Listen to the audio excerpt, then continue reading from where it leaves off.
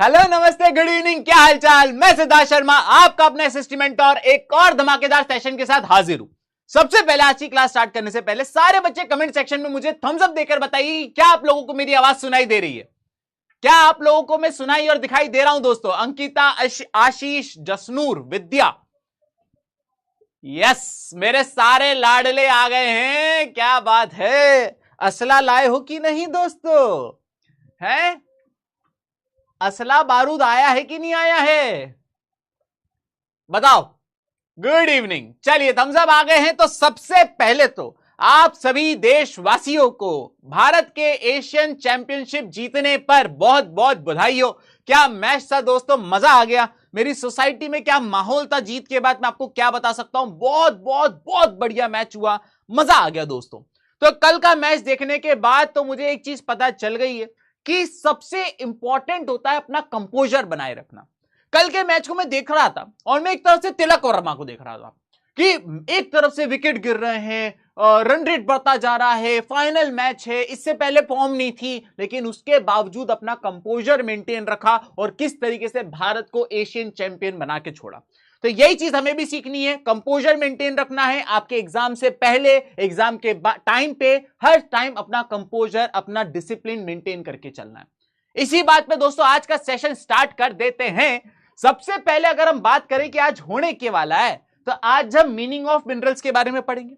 इसके अलावा mode and occurrence of minerals के बारे में पढ़ेंगे और classification and conservation of minerals के बारे में पढ़ेंगे।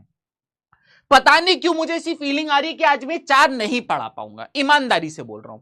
तो अगर पढ़ा पाया तो ठीक, नहीं पढ़ाया पाया तो सॉरी बोल दूंगा कान पकड़ के। लेकिन दोस्तों उससे पहले मैं आप लोगों को एक बहुत important piece of information share करना चाहता हूं। आप लोगों की हैवी डिमांड के ऊपर फिजिक्स फन वर्कशॉप आ चुकी है।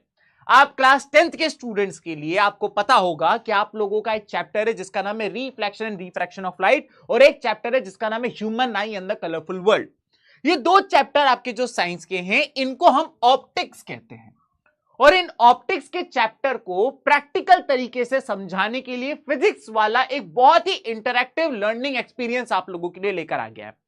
ये जो वर्कशॉप है दोस्तों, ये वर्कशॉप 3 अक्टूबर को होने वाली है और ये वर्कशॉप ऑफलाइन होने वाली है।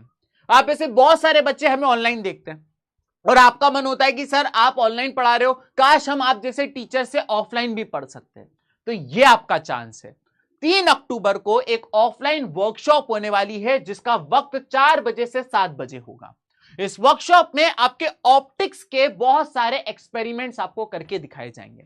ये आप लोगों को कहां कहां आप देख सकते हो। आप लखनऊ हजरतगंज विद्यापीठ, दिल्ली के जनकपुरी विद्यापीठ, इंदौर के भंवर कुआं विद्यापीठ, नागपुर में आप विद्यापीठ सेंटर जो है वहां से, जयपुर के आरएस सर्कल विद्यापीठ से, पुणे के हड़पसर विद्यापीठ से, अहमदाबाद के सैटेलाइट विद्यापीठ और वाराणसी के बीएचयू विद्यापीठ में जाके आप अपने आप को इस वर्कशॉप का पार्ट बना सकते हैं।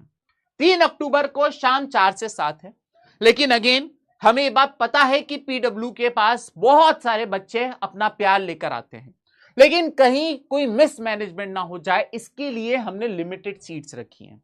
तो जो बच्चा इन सिटीज में रहता है या इन सिटीज में जहां के ये वाला वर्कशॉप अटेंड करना चाहता है, तो उसके लिए आप लोगों को बच्चों अपना रजिस्ट्रेशन कराना पड़ेगा। उसके लिए आप इस क्यूआर कोड को स्कैन करिए और आप अपने आप को रजिस्टर करा सकते हैं। बहुत लिमिटेड सीट है, इसलिए इसका ध्यान रखिएगा दोस्तों। दूसरी बात मैं आप लोगों को पहले भी बता चुका था, आज एक बार फिर बता देता हूं कि आप लोगों के लिए सीबीएसई का सैंपल पेपर का क्वेश्चन बैंक हम लोगों ने तैयार किया है। इस क्वेश्चन बैंक के अंदर 111 मोस्ट प्रोबेबल क्वेश्चन हैं जो आपकी बोर्ड एग्जाम में आ सकते हैं। साथ ही साथ इस क्वेश्चन बैंक के अंदर 50% कॉम्पिटेंसी बेस्ड क्वेश्चन है, क्योंकि सीबीएसई ने सैंपल पेपर में साफ कह दिया था कि अब 50% कॉम्पिटेंसी बेस्ड आएंगे। साथ ही साथ इसके अंदर अगर आप ध्यान से देखें तो आपको आंसरिंग का टेम्पलेट भी मिल जाएगा, जिससे आपको पता चलेगा कि बोर्ड में आपको आंसर कैसे लिखना है। डन हो गई बात। तो ये सैंपल पेपर का आप अपना परचेस कर सकते हो, सारे सब्जेक्ट्स का अवेलेबल है। आपको ये पीडब्ल्यू स्टोर या फिर फिजिक्स कह रहा हूं, फ्लिपकार्ट या अमेजॉन से आप जाके परचेस कर सकते हो दोस्तों। इसी बात पे हम लोग आज का चैप्टर स्टार्ट कर देते हैं।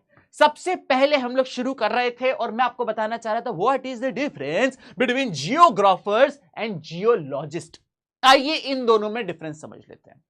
आज की क्लास को स्टार्ट करने से पहले ये इसलिए भी पढ़ना जरूरी है क्योंकि एक जगह इनका इस्तेमाल होगा। तो सबसे पहले जियोग्राफर क्या होता है और जियोग्राफी सब्जेक्ट क्या होता है। तो देखिए, the study of earth surface including land, climate, people, places, उसे जियोग्राफी कहते हैं। जब आप अर्थ की सरफेस पे मौजूद सारी चीज, अर्थ की सरफेस पे क्या क्या मौजूद है, अर्थ की सरफेस पे लैंड मौजूद है,